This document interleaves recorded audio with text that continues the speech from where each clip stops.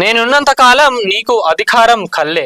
రాష్ట్రంలో బీఆర్ఎస్ కేసీఆర్ ఇక గత చరిత్రే అని చెప్పి రేవంత్ రెడ్డి గారు చెప్తా ఉన్నారు. దీనిపైన మీరు ఏమనుకుంటున్నారు అనేది వీడియోలోకి వెళ్లే ముందు ఒకసారి కామెంట్ చేయండి. రేవంత్ రెడ్డి గారు ఉన్నంత వరకు కేసీఆర్ గారిగా అధికారం రాలేరంట, అది కలేనంట. మరి చూడాలి. మరి గత ప్రభుత్వంలో ఉన్నప్పుడు కూడా బీఆర్ఎస్ ప్రభుత్వం అట్లనే అన్నది, రేవంత్ రెడ్డి కాలేదు, కాంగ్రెస్ రాలేదని అన్నది. కాంగ్రెస్ వచ్చింది. మరి ఇప్పుడు కాంగ్రెస్ లో ఉన్న నాయకులు ఇట్లా మాట్లాడుతూ ఉన్నారు. మరి వచ్చే అసెంబ్లీ ఎన్నికల్లో నిజంగా కేసీఆర్ గారు గెలుస్తారా, బీఆర్ఎస్ పార్టీ గెలుస్తుందా లేదా అనేది ఒక్కసారి కామెంట్ రూపకంలో తెలపండి. రాష్ట్రంలో బీఆర్ఎస్ కేసీఆర్ గత చరిత్రే. కేసీఆర్వి సోయి లేని మాటలు, స్థాయి లేని విమర్శలు, పరువు ఓటములు ఎదురున్నాయని సిగ్గు రాలేదు. వరుస ఓటములు ఎదురైనా సిగ్గు రాలేదు. నన్ను నా కుటుంబాన్ని ఇబ్బంది పెట్టినా పట్టించుకోలే. కేసులు పెట్టి జైలుకు తోసినా లాభం లేదని మిన్నకున్నా. ఫామ్ హౌస్ నే జైలుగా మార్చుకొని ఉంటున్నావని గుర్తుంచుకో. కానీ అప్పుడు రేవంత్ రెడ్డి గారిని ఎంత ఇబ్బంది పెట్టిండ్రో ఏందన్నది కూడా వాస్తవంగా జనాలందరికీ తెలుసు. అది కూడా తప్పే, అంతగానం చేయకపోతుండే.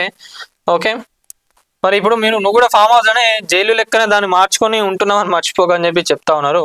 నీలా పాస్పోర్ట్ బ్రోకరు దందా చేసి పైకి రాలేదు. సొంత చెల్లిని మెడబట్టి గెంటిన కేటీఆర్ నాపై విమర్శల. నీలాంటి వారిని చాలా మందిని చూసా, గుర్తుంచుకో. కింద స్థాయి నుంచి వచ్చి సీఎంగా అయ్యా. కొడంగల్ సభలో కేసీఆర్ పై ఘాటు విమర్శలు చేసిన రేవంత్ రెడ్డి. కానీ నిజంగా ఒకటి చెప్పుకోవాలి ఏంటంటే, సరే ఈ పాలిటిక్స్ ఏవైతే ఉన్నాయో, మీ ఇష్యూస్ ఏవైతే ఉన్నాయో అవన్నీ పక్కకు పెట్టుకోండి. మీరు అందరు మళ్ళీ ఏ ఫంక్షన్లలో ఏడవైనా కూడా అన్న, చెల్లె, అక్క, తమ్ముడు అనుకుంటా మీరు అందరు మంచిగానే ఉంటారు, ప్రజలను ఆగం చేస్తారు, అంతే. అది ఇప్పటికి కూడా తెలిసిందే. కానీ ఇక్కడ ఒకటి చెప్పుకోవాల్సింది ఏంటంటే, నిజంగా రేవంత్ రెడ్డి గారు అయితే అసలు ఎవరు కూడా అనుకోలే కావచ్చు రేవంత్ రెడ్డి గారు సీఎం అవుతారని. ఆ కృషి, ఆ పట్టుదల, ఆ కష్టానికి నేనైతే రేవంత్ రెడ్డి గారికి ఇక్కడ గ్రేట్ అనే చెప్తా. నిజంగా అంత కష్టపడ్డారు కాబట్టే ఈరోజు ప్రజాప్రభుత్వం అధికారంలోకి వచ్చింది.